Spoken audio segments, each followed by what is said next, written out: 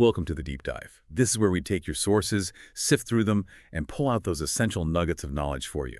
Today we're diving into Chapter 6 of the Gita. The source material actually calls it The Science of Meditation, and interestingly, a guide to joyful living. So our mission today, we want to unpack this chapter 6. We'll look at it in two parts. First, the actual practices, what you need to do to refine the mind. And second, the results, the benefits, what the text calls joyful living. Indeed. And it's a remarkably, practical framework we find here.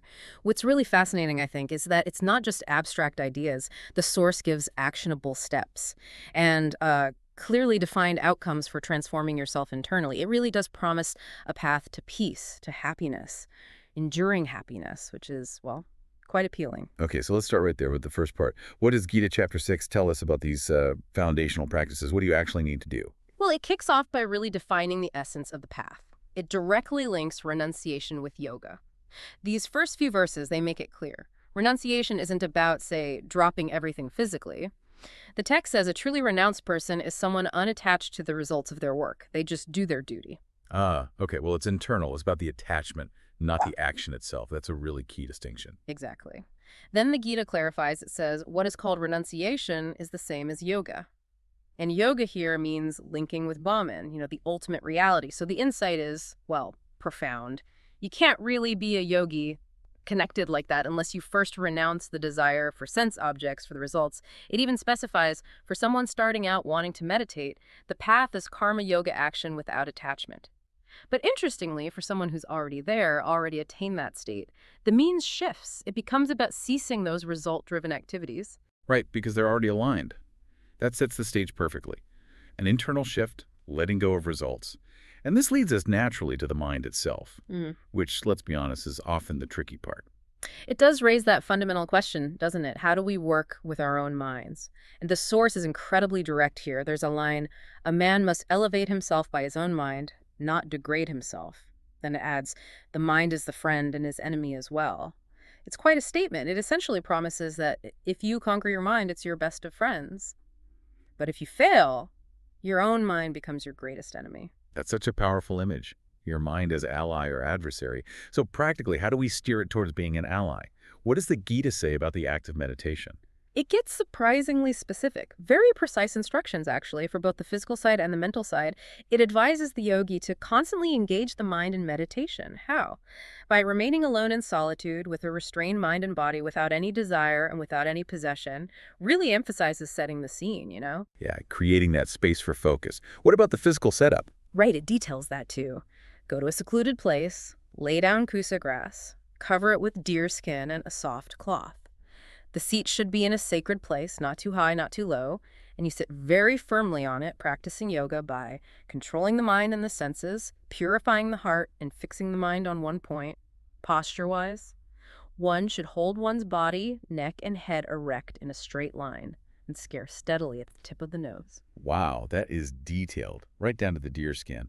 But clearly, it's not just about sitting on a mat, is it? Seems like there's a whole lifestyle aspect supporting this. You're absolutely spot on. The text immediately follows those instructions by connecting it to broader discipline.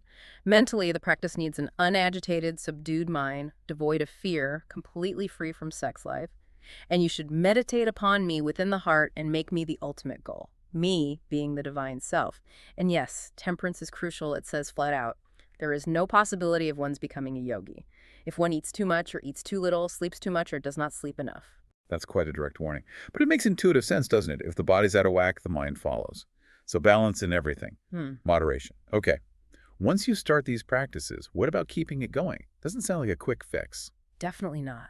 It's presented as an ongoing commitment requiring consistent, unwavering effort. The Gita advises engaging in the practice of yoga with undeviating determination and faith. And crucially, to abandon, without exception, all desires born of false ego, controlling the senses with the mind. It's described as gradual. Step by step, with full conviction, you become situated in Atman, the true self, through intelligence. The goal is fixing the mind on the Atman alone, thinking of nothing else. So it's like a slow, steady retraining. Focusing the mind away from distractions and onto that inner reality. Precisely. And it acknowledges the mind's nature. It says, from whatever and wherever the mind wanders due to its flickering and unsteady nature, one must certainly withdraw it and bring it back under the control of the self. It accepts the mind will wander. The practice is the bringing it back again and again. That really paints a clear picture of the how-to, the practices involved. So now let's shift gears to the second part of our deep dive, the why. What are the benefits? What does this joyful living actually look like, according to the Gita? Well, the outcomes it describes are, frankly, profound. It starts with Right. this fundamental shift inside. Like we said, conquer the mind, and it's your best of friends. Then the text says, for such a person, the Brahman is already reached, for he has attained tranquility. And get this, to such a person, happiness and distress, heat and cold, honor and dishonor are all the same. Oh, that describes just an incredible inner balance, doesn't it? Equanimity, external stuff doesn't rock your inner peace. Right, an unshakable core, not dependent on whether things are going well or badly. Yeah. And does that change how you see things or Yeah, people? absolutely. The text continues. One whose mind is satisfied through self-knowledge is called a yogi. And for this yogi, he sees everything, whether it is pebbles, stones, or gold, as the same. This perspective then extends to relationships. One whose mind is the same with regard to well-wisher, friends, and enemies, the envious, the pious, the sinner. Basically, everyone excels. It suggests this radical, unbiased compassion, seeing beyond labels. That's amazing, seeing everything and everyone with that same even mind, free from judgment. Yeah. What else does this lead to? You mentioned liberation, happiness. Yes, it culminates in liberation and what's described as limitless happiness. Yeah. Truly, the Gita promises that by practicing this control, body, mind activities, the yogi attains the kingdom of God, which culminates in liberation. And remember the temperance part. The temperate yogi can mitigate all material pains. It's not just feeling a bit better. It's about actually moving beyond suffering. So not just masking pain, but fundamentally transcending it. Exactly. When you're disciplined, situated in Brahman, free from those desires, that's yoga attained. The controlled mind remains always steady in his meditation on the Atman. And there's this beautiful image, like a lamp in a windless place that does not waver. This perfected stage, it's called trance or samadhi. The mind is completely restrained through practice, and this allows one to see the self by the pure mind and to relish and rejoice in the self. Someone established here, the text says, never departs from the truth, thinks there is no greater gain, and is never shaken, even in the midst of greatest difficulty. It concludes, this indeed is actual freedom from all miseries. Limitless happiness, actual freedom from all miseries. I mean, those are incredibly powerful claims.